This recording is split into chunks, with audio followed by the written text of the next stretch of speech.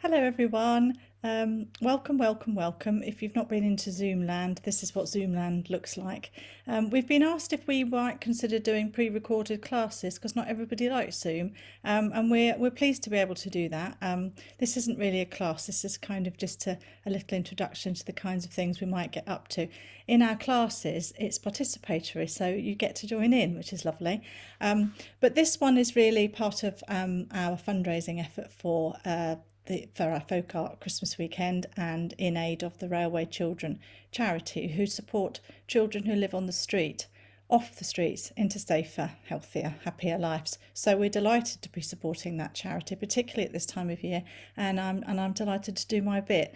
So what are we going to do today? Well, we're going to have a little look at pockets. If you know me, some of you know me quite well now, I'm a bit obsessed with pockets. Pockets pop up in my world all the time. Down below, you'll find in the recorded bit, the description at the bottom, you'll find a PDF, which again is free, and it's all my information on my pockets is there, and my stories are there.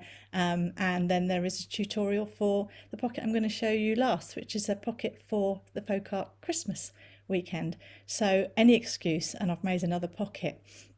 So why do I like pockets? Well, the story is very brief. It's very brief. The story goes back to my grandmother, who always put her apron on at the beginning of every day, and that was her work. She was going to start work, and she was very proud of our house, and she repaired everything, and she was always busy. It was marvellous. But she had a really big pocket in the front of her apron.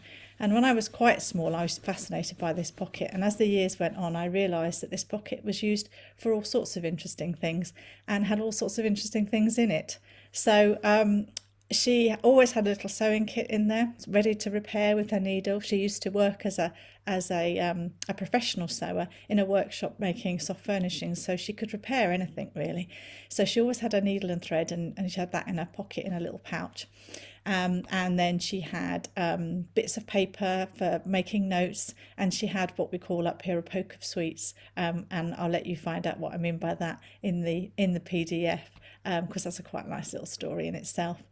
So I grew up with pockets, and I've always loved pockets. And then I started studying pockets. I like to study history, and I realised that they'd been used particularly by women, but not exclusively by women, but particularly by women, going back centuries, and were often worn under the clothes. And that makes you think, gosh, what did they have in their pockets? And in actual fact, that has given a huge insight into social history at different times during the centuries. So that's interesting as well. There's a little bit about that again in the PDF. So and then the other reason that I love pockets is that I'm a meditation teacher, and in meditation we deal with pockets. If you can hear that, that's my dog scratching, sorry. We deal with Frank, stop it, Frank. Sorry, you get all sorts in my Zoom. We deal with pockets I deal with pockets in meditation. It's one of the techniques that I use to access some of your subconscious mind, and we use the sort of a pocket analogy to do that. So pockets are really, really important to me, and they pop up in all sorts of times. What I have noticed in recent years is they've become quite seasonal, and we'll come to that. So in this camera here, which I've just put my hands on, you'll see some of my pockets, girls and boys. This is just a few of my pockets. But I'm just going to talk you through some of them, and then I'm going to show you the one that is in the tutorial, which is in the PDF, if you'd like to have a go yourself and make a little Christmas pocket. So I'll move this out of the way so that we don't have them all in, dropping stuff on the floor. And what shall we start with? We'll start with this. Will we start with this one? Yes, we'll start with this one. Okay, I'm just going to pick up what I've inadvertently thrown on the floor. Okay, so this is a pocket that for some of you, this will be familiar. We did this just a bit later than this time last year. Some of us found out that, we all found out in the UK that some of the loved ones couldn't get to us for Christmas. And we actually found out quite late. Gosh, I was devastated. I've got 4 children, and only one couldn't make it back, and that made it somehow much, much worse. So I thought, oh gosh, there'll be other people out there in Stitch Stories feeling the same. Let's do something positive. So the girls and I came up with this idea to create a pocket, and we would work on it over the festive period. So we'd have something to do, sit quietly, calm ourselves down, and enjoy what we were doing, and that maybe would help just a wee bit.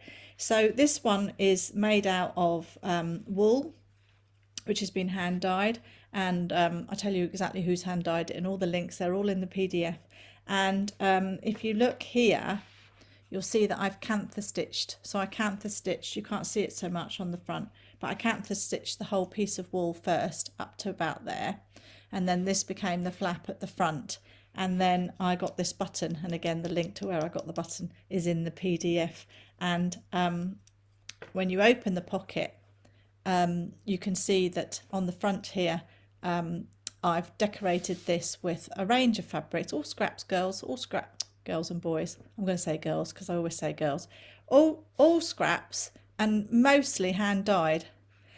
And you will notice the colour yellow. That's deliberate. In colour therapy, yellow is by far the most uplifting colour. So if you're feeling a bit glum, even if you don't like yellow, put yellow in your world and you might find it lifts you. On the back of the pocket, so on the front, I've got threads on it. Look, I'm picking up stuff. On the front, it was more of a seascape. Do you see? And that's, you might not pick that up. That's a little wee shell, which I've just stitched on. And this is all hand-dyed fabric as well. And that's just a little bit of vintage lace. I love that. Love these little details. But on the back, those of you that knit, that's scraps of wool. I don't knit, but I do get given scraps of wool. I do knit. I knit cat blankets, but I'm not a proper knitter. But my mother's a great knitter, so I get scraps of wool and other fibres. And I had a sort of a garden theme going on the back. And they're my two worlds. They're my worlds that I go to when I'm feeling a little bit glum. But I didn't plan that. It just happened. So I love that. Inside the pocket is what the pocket was really about. If I just move the pocket out of the way. And it's little bits of paper. Some of you have seen this before in Zoom, so I won't go on. But this is handmade paper, dyed with daffodil dye, so yellow again, important, and little bits of heather. Now the heather's important because the heather was pressed, obviously, but gathered from the Highlands where my daughter lives, and she was the one that couldn't get to us. And then we just put little affirmations, little things that we wanted to do when the pandemic was over and we got our freedoms back. So like that a lot. So that was a pocket, and some of you did that with us, which was fabulous. But that's something you could do, definitely. Where shall I go next? Oh, I'll go to this one next. Okay, again, some of you will have been in this. This was a Zoom class in, I think, the festival actually, on stitching and well-being, which I ran. And in the PDF, it shows you how this pocket started. This is obviously the finished version. But so I won't go into exactly how we did it, but it was part of a meditation.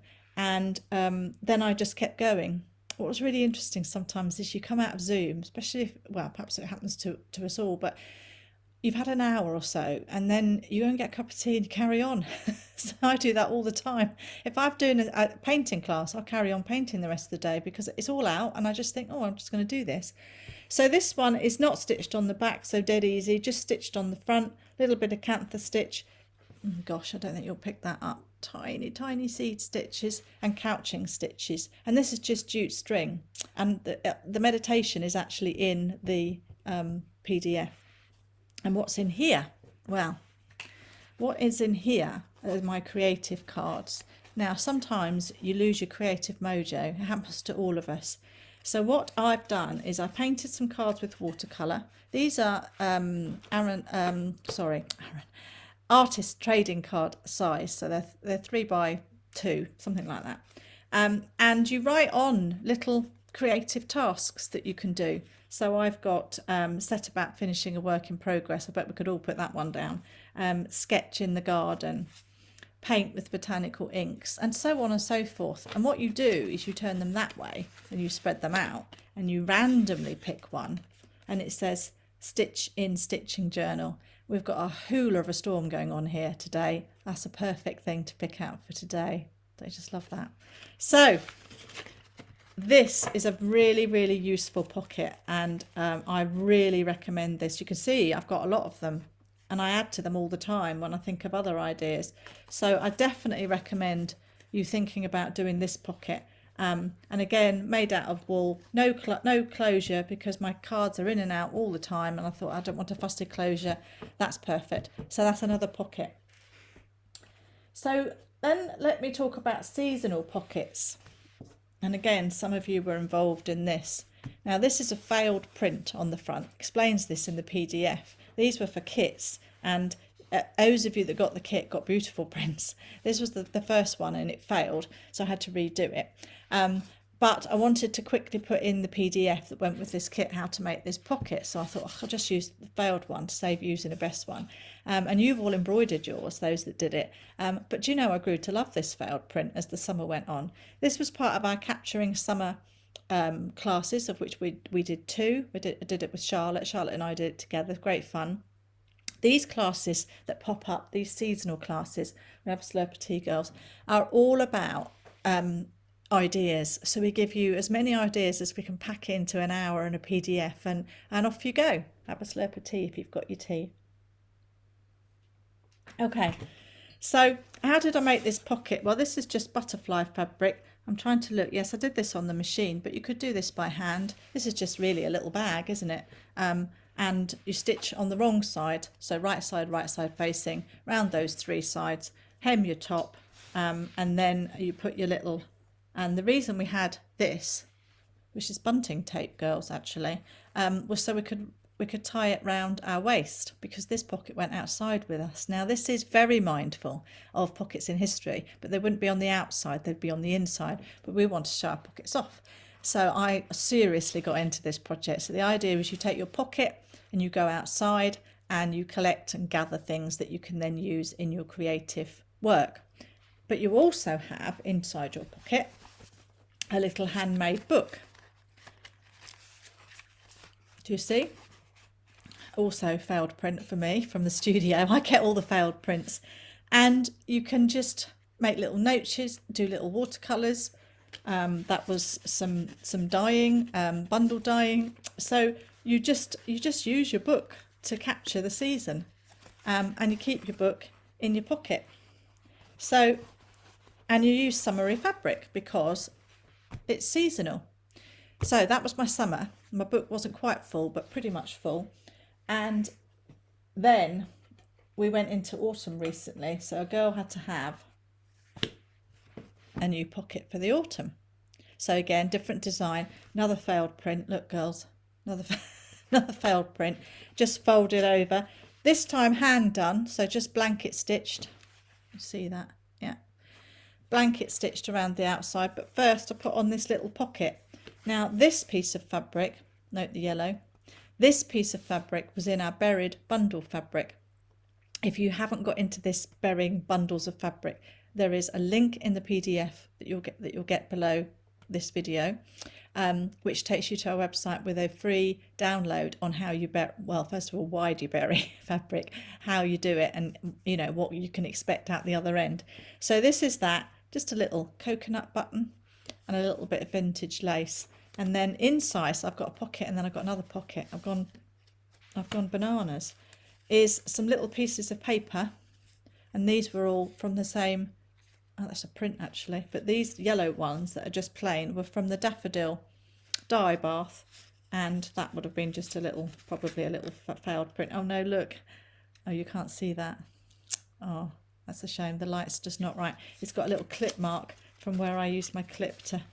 So speaking of clips, I'm always looking to close my pockets in interesting ways, and I like the raw edge on this one. I like to see the threads coming off because it means I'm using it, and that's important to me.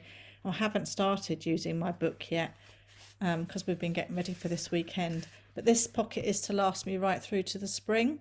This was part of our Capturing the Quiet Months course, which we're halfway through, but the PDF is on our Etsy shop if you're interested in kind of autumn as a season. And again, Charlotte and I did that one. And so I've just made a book. I haven't started this one yet. And again, I'm just using up bits from the studio.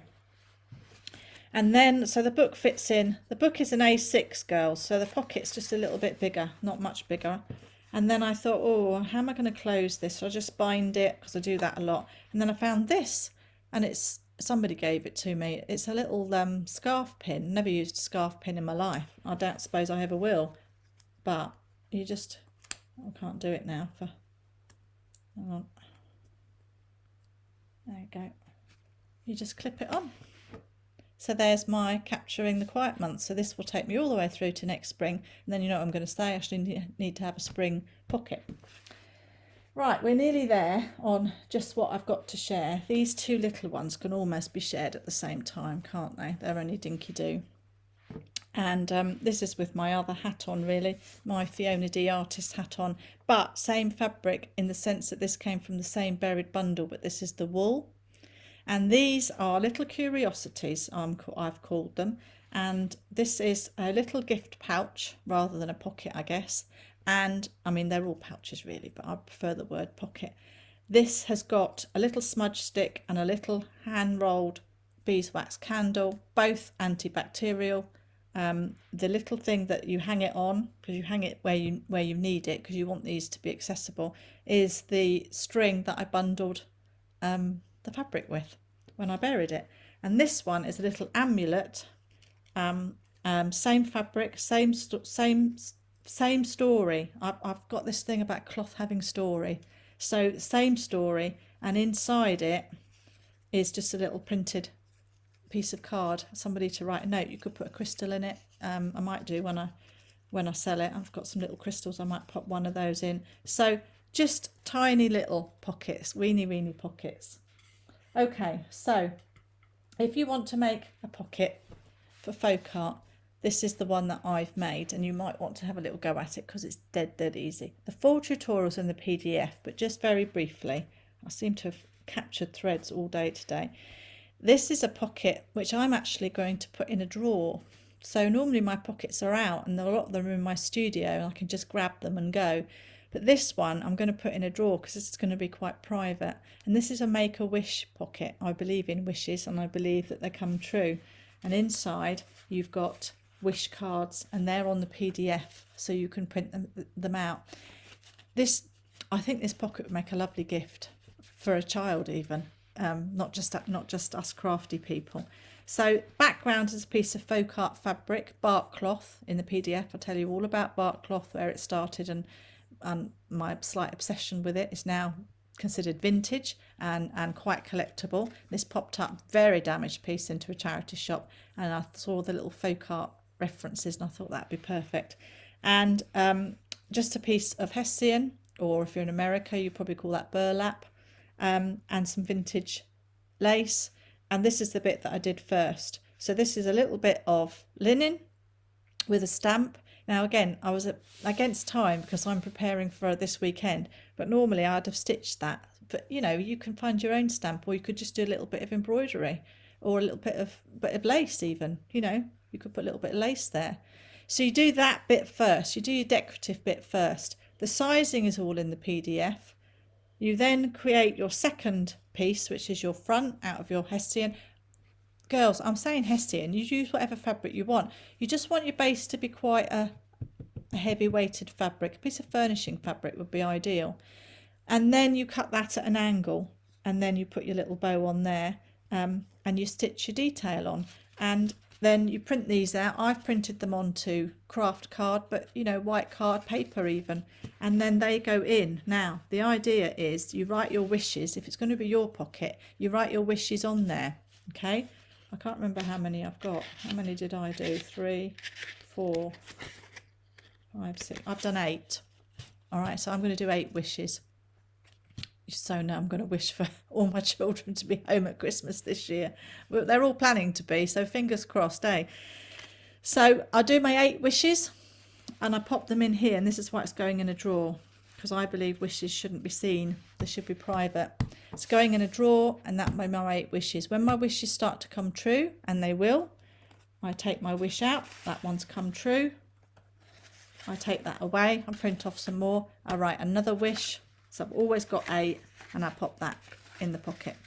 So it's just a little folk art inspired pocket, and I hope you love it as much as I do, and I hope you'll give it a go and make your wishes, or maybe make it as something to gift really quick make. I mean, I like the raw edges, but you could hem, couldn't you? You could go to town on this. This could be fabulous. Mine is very basic, very simple to get it ready in time, but you can go at your own pace, can't you? And I just think it is just a lovely little thing to give as a gift, or sometimes we need to give gifts to ourselves, don't we? So this one would be good to do. And I have a friend who believes that if you want something out of life, and she doesn't mean material things, she means a happening, something to change, you have to articulate it, you have to put it out to the universe, and that the universe is listening and it will come back to you. I'm not sure about that, but I do believe in wishes. I've always believed in wishes. My grandmother told me to believe in wishes, so I believe in wishes. So I hope you believe in wishes, and I hope you might give this a go. And I hope we might see you in Zoomland. And if we don't, I hope these pre-recorded classes, this is just a little ditty. They're normally about an hour, and as I say, you normally join in. I hope that the pre-recorded courses will be popular, and that we'll keep this fantastic learning culture going. And can I just finish by saying that for everyone who's donated this weekend, because this will be going out on the Sunday, so there'll be probably donations will have come in by now. So, and I'm recording this well before. So can I just say, I know that there will be donations because I know what you're like, and I just want to say thank you so much. This is such a challenging time for charities, but it's also a very challenging time for us, with bills going up, and a gas and electric and food and all the basics going up. So don't ever feel any pressure to donate, just join in. But if you have got a little bit of spare money and you're thinking, I'd like to donate it, we would love it if you donated it to the Railway Children, and we help to get more children off the streets. So I will sign off and say thank you very much for watching, and I hope to see you soon. Bye everyone.